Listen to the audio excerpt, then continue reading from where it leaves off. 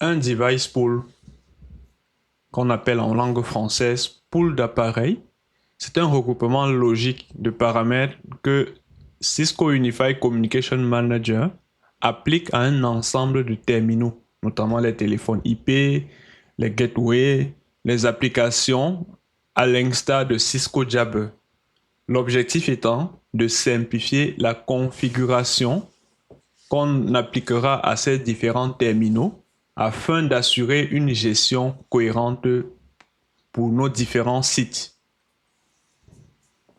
Vous allez remarquer que lorsque on installe Call Manager, nous avons un device pool par défaut qu'on a la possibilité de renommer. Donc si je m'en vais ici sur mon Call Manager, je viens ici dans Système, vous allez voir Device Pool.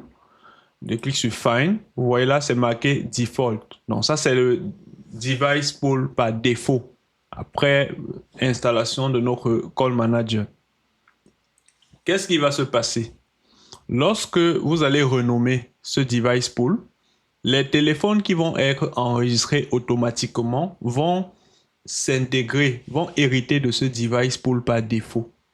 Le but donc de cette vidéo est de voir comment il est possible de créer un second device pool et de définir ce second device pool comme étant celui que les téléphones vont dorénavant hériter lorsqu'ils vont s'enregistrer automatiquement. Lorsqu'on crée le device pool, on aura une diversité de paramètres qu'on va devoir y intégrer, comme ça a été dit dans la définition ici. Entre autres paramètres, nous avons Cisco Unified Communication Manager Group, qu'on peut l'avoir ici dans le menu Système. Donc, Cisco Unified CM Group, qui va regrouper un ou plusieurs call managers pour assurer la redondance. Nous avons aussi le Daytime Group, qui va fournir l'heure à nos différents téléphones.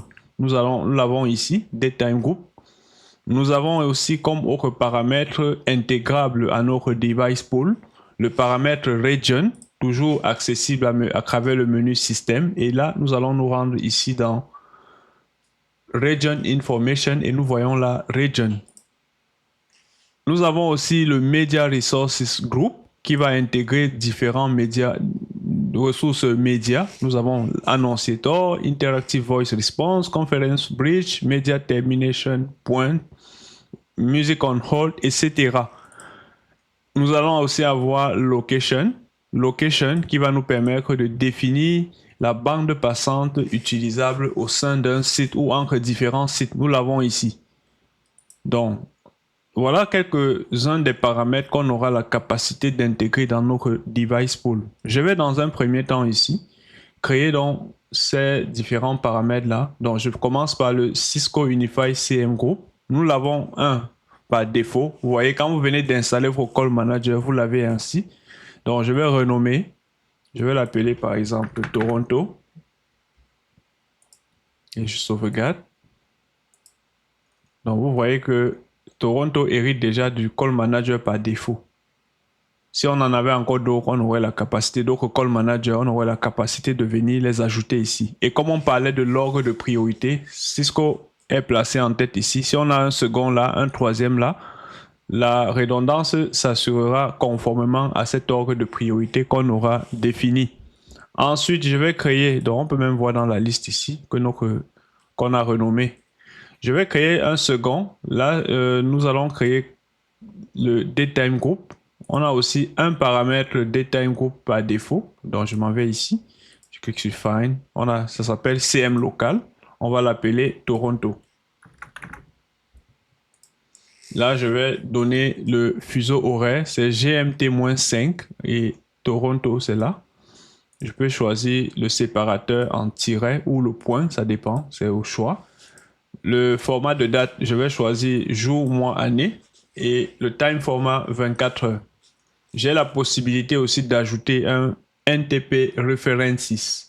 Donc, il faut dire que le NTP References va nous permettre de définir les serveurs NTP. NTP déjà pour Network Time Protocol. Donc, ce sont les serveurs NTP auxquels les téléphones IP peuvent se synchroniser dans l'optique d'obtenir la date et l'heure exacte. Mais si vous ne définissez pas de phone NTP references, ces téléphones IP vont devoir se servir de call manager comme NTP. Donc, dans notre cas, on pourra le laisser. Donc, si vous avez un NTP, soit interne ou alors externe sur Internet, vous allez pouvoir le définir à travers ce menu. Je vais faire Save. Donc, j'ai mon NTP reference, le daytime group que je viens de renommer, c'est Toronto. Ensuite, qu'est-ce qu'on va créer? On va créer aussi le paramètre region qui va nous permettre de définir quel codec sera utilisé par nos différents téléphones. Region ici. Quand je clique sur Find, il y en a un par défaut. Je vais le renommer. Je l'appelle Toronto également. Je sauvegarde. Par défaut, vous voyez le codec qui est utilisé pour les appels audio, c'est le G711. Le G711 qui va consommer 64 kilobits par seconde. On a la possibilité de changer de valeur du codec ici. Donc là, si je m'en vais dans la liste, je peux voir que je l'ai renommé Toronto. Bon, on va laisser le Media Resource Group, on va aller directement sur Location. L'objectif même, c'est de voir comment on peut changer le Daytime Group, le Device Pool pour les téléphones qui vont s'enregistrer automatiquement. Donc, c'est pas nécessaire de créer tous ces ensembles de paramètres là. Donc, je vais finir par Location ici. J'ajoute un nouveau. Donc, déjà, par défaut, on en a quelques-uns. Je vais même d'abord voir la liste. Nous avons ici 3 éléments prédéfinis. Donc, nous, on va créer le nôtre. On va l'appeler Toronto. Là, je vais sauvegarder. Voilà. Quand je m'en vais dans la liste ici, je vois bien Toronto qui est bel et bien défini. Maintenant, je m'en vais dans Device Pool ici. Vous voyez le nom, c'est marqué là Default. Et il y a déjà des paramètres que ce Device Pool hérite. Ce sont les paramètres par défaut que nous avons renommés au niveau du CM Group, au niveau de Region et de Daytime Group. On va renommer notre Device Pool également pour faire référence au site de Toronto. Je sauvegarde. On va voir qu'on a l'unique Device Pool actuellement disponible. Déjà, ce qu'il faut dire, c'est que nous n'avons pour le moment aucun téléphone disponible sur notre Call Manager. On va choisir l'option d'enregistrement automatique des téléphones. Je vais me rendre ici dans le menu Cisco Unified Service Availability dans le but d'activer 2 services essentiels. Je m'en vais dans Tools, Service Activation. Et là, je vais voir ici que j'ai Cisco Call Manager qui par défaut est désactivé et également Cisco TFTP. On avait déjà expliqué à quoi ces 2 services-là renvoient. Je vais simplement me contenter de les activer. Donc, si vous voulez bien comprendre cela, rendez-vous dans la vidéo qui traite de l'enregistrement manuel des téléphones IP. Vous allez avoir toute cette clarification. Donc, je vais enregistrer ces 2 services-là et revenir sur mon Call Manager. Ayant activé ces 2 services, je vais donc aussi activer l'enregistrement automatique des téléphones. Je vais aller très rapidement parce qu'on l'avait déjà fait. Voilà mon Call Manager. Et ici, vous voyez par défaut la plage c'est de 1000 à 1000. Je vais dans un premier temps décocher cette case-ci qui désactive l'enregistrement automatique. Voilà, et je vais définir une plage que moi je vais choisir délibérément. Je prends admettons de 6000, on va prendre 6010. 6000 à 6010, voilà ma plage. Et ici, il va falloir ajouter ces 2 templates, Auto Registration Template et Simple Line Template. Voilà les 2 templates qu'il va falloir associer. Je vais sauvegarder. Ce qui me restera à faire pour réussir l'enregistrement automatique, c'est de supprimer l'URL qui bloque très souvent le fonctionnement des téléphones, faute de certificat, faute de service DNS dans notre cas. On va venir ici dans User Phone et on se rend dans Universal Device Template. Et là, je vais cliquer sur Find. Le template, si c'est ce template qu'on avait associé à nos téléphones ici, si vous vous rappelez bien, vous allez voir ici, on avait le template Auto Registration Template. Donc, je reviens là où j'étais. C'était ici, Universal Device Template. Et si je choisis Auto Registration Template, c'est ce template-là que je vais devoir éditer parce que ce template va permettre à mes téléphones d'hériter les paramètres que je vais définir ici. Donc, je vais cliquer sur Expand All pour avoir la liste des sous-composants. Et vous allez voir, il y a cette URL-ci qu'il faut impérativement supprimer. Je fais CTRL A pour sélectionner tout l'URL et j'appuie sur Backspace pour supprimer. Backspace de mon clavier. Et là, je vais sauvegarder. Voilà. Je peux d'ores et déjà confirmer que tout est fin prêt pour réussir l'enregistrement automatique de mes téléphones IP. Je vais maintenant me rendre sur mon client Windows 10. J'ai des softphones qui avaient déjà été installés et je m'en vais dans le multilab ici. Je me rassure aussi qu'ici, j'ai des MAC adresses avec les IP que j'ai inscrits. Donc, j'ai choisi arbitrairement des MAC adresses à 12 caractères avec l'adresse IP de mon TFTP qui est l'adresse IP du call manager que j'ai défini ici. Ensuite, qu'est-ce que je vais faire?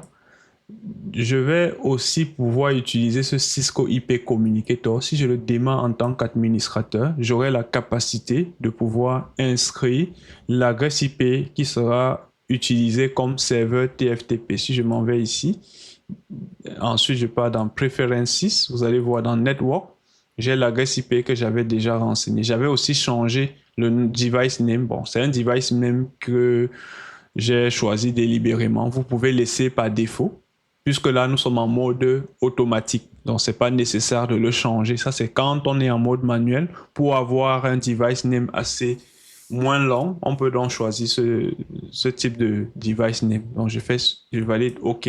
Vous voyez déjà, le téléphone a hérité du premier numéro disponible dans notre plage que nous avions défini. Si je m'en vais sur le call manager ici dans Device Phone, force est de constater que ce téléphone-là a été enregistré avec le device pool Toronto.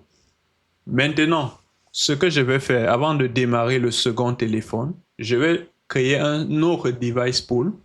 Je m'en vais ici. Avant de créer le second device pool, je vais définir quelques paramètres que je vais intégrer à ce device pool. Je vais venir par exemple ici dans Système. Je crée par exemple le DateTime Group. Donc là, je vais créer un DateTime Group pour le second site. Ici, je vais ajouter un autre DateTime Group. Je clique sur Add New. Je vais appeler ce nouveau DateTime Group Moncton. Le fuseau horaire de Moncton, je vais le chercher également dans le... Voilà, c'est ça ici. GMT-4.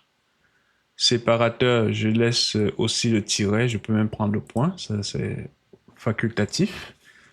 Format de date, je vais choisir toujours ici également le format jour, mois, année. Bon, pour changer un tout petit peu, je vais choisir ici le format de date année, mois et jour. Et le time format, je choisis 12 heures. J'ai aussi la possibilité d'ajouter un phone NTP References. Je sauvegarde. Et là, je peux voir que j'ai dorénavant deux DateTime Group. Ce qui veut dire que lorsque les téléphones vont s'enregistrer en héritant le device pool que j'aurais créé bien après, relatif au site de Moncton, tous ces téléphones-là vont hériter également le DateTime Group défini dans Moncton qui n'est pas le même que celui de Toronto. Ensuite, je vais créer un autre paramètre ici, Region. Je crée un second. Je vais faire Add New. Je l'appelle Moncton. Je sauvegarde. Donc, Moncton, je vais définir son codec ici. Je vais par exemple choisir le codec utilisé en interne ici, G711 également pour Moncton. Je sauvegarde. Voilà, j'ai son codec qui est défini là. J'aurai aussi la capacité de définir le codec qui sera utilisé entre Moncton et Toronto. Qu'est-ce que je fais? Je vais sauvegarder. Je prends par exemple G729. et je sélectionne Toronto ici. Je fais Save. Donc là, on peut voir Toronto. Nous sommes à Moncton. Entre Moncton et Toronto, on a le codec G729. Pourtant, à Moncton, nous avons le codec G711. Donc, dorénavant, j'ai mes deux regions qui ont été créés. Je vais me contenter déjà de ces deux éléments-là. Le but ici n'étant pas forcément de s'appesantir sur les éléments constitutifs du device pool. Donc, ici, il est question de voir, lorsqu'on va procéder à l'enregistrement des téléphones, est-ce qu'on pourra permettre à nos téléphones de s'enregistrer plutôt sur le site de Moncton? Qu'est-ce qu'on va faire? Donc, on va créer le device pool. Ici, je vais faire Add New. Je l'appelle Moncton. Et sur Moncton, je vais décider que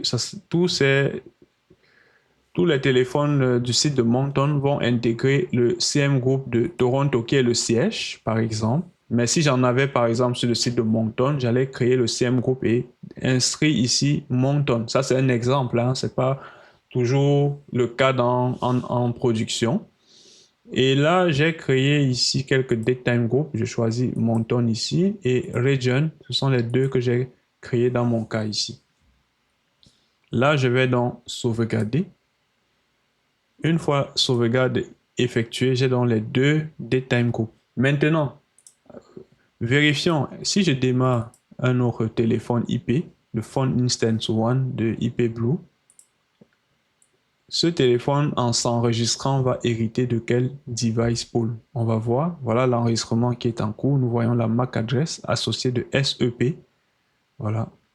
Ce téléphone hérite le deuxième numéro dans la plage que nous avions définie, à savoir le 6001. Là maintenant, je vais vérifier ici au niveau de mon device, de l'ensemble des téléphones enregistrés sur Call Manager, Device Phone. Je constate que ce second téléphone a été enregistré sur le site de Toronto.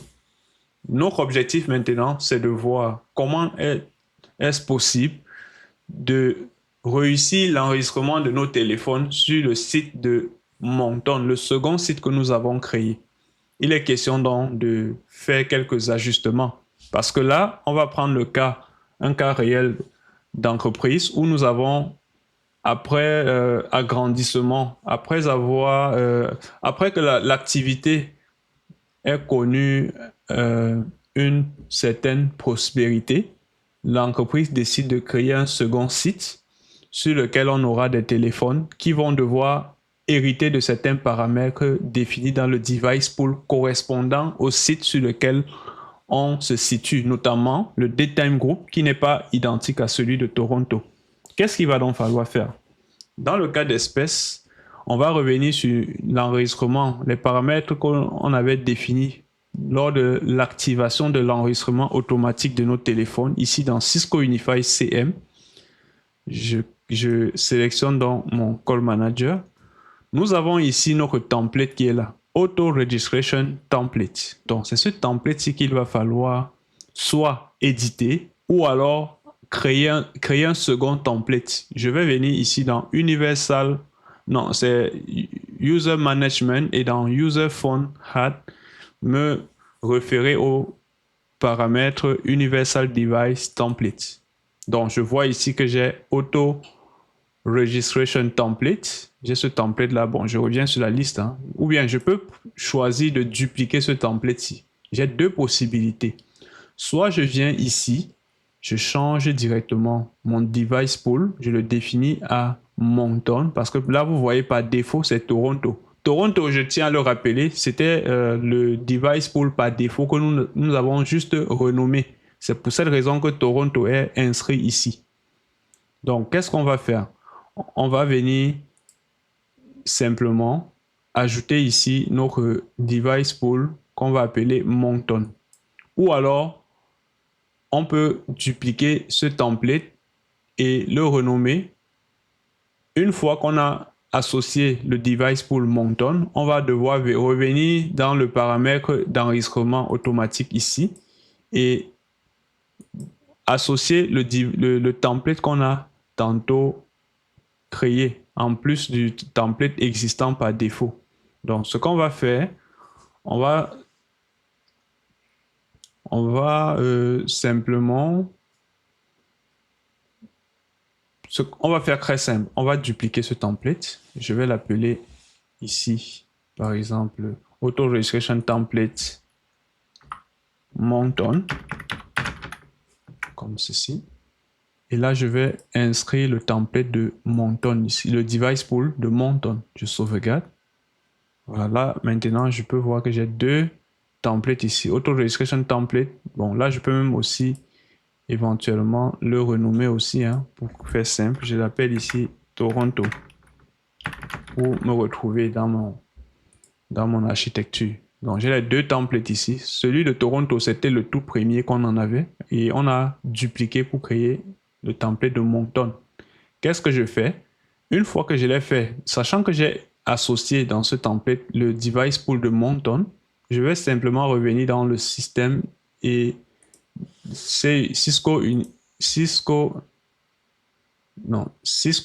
CM et là je vais sur mon call manager ici associer le nouveau template que j'ai tantôt créé. Donc j'avais soit la possibilité d'ajouter le device pool sur le template par défaut ou alors venir créer un autre template sur lequel je vais associer le device pool de Moncton. Donc je vais l'ajouter ici et je vais sauvegarder.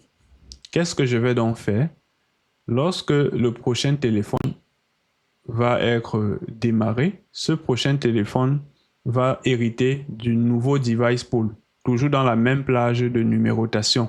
Maintenant, si on a l'intention, étant donné qu'on est sur un autre site, de choisir une autre plage, parce que généralement en production, les sites ont des codes. On peut choisir le 6 pour le siège principal. On peut choisir le 7 pour une succursale, le 8 pour une autre succursale, etc. Bon, ça, c'est une autre partie qu'on verra, bien entendu. Donc là, j'ai sauvegardé. Je vais donc revenir sur mon client Windows. Et là, ici, je vais démarrer le second téléphone. Il est donc question pour nous que ce second téléphone, en héritant les numéros dans la plage que nous avions déjà définie, s'intègre au nouveau device pool, qui est le device pool de Moncton. On va donc, voilà le téléphone qui a déjà le numéro d'extension 6002, comme on peut le voir ici. On va constater que si on revient sur notre call manager dans device phone, voilà.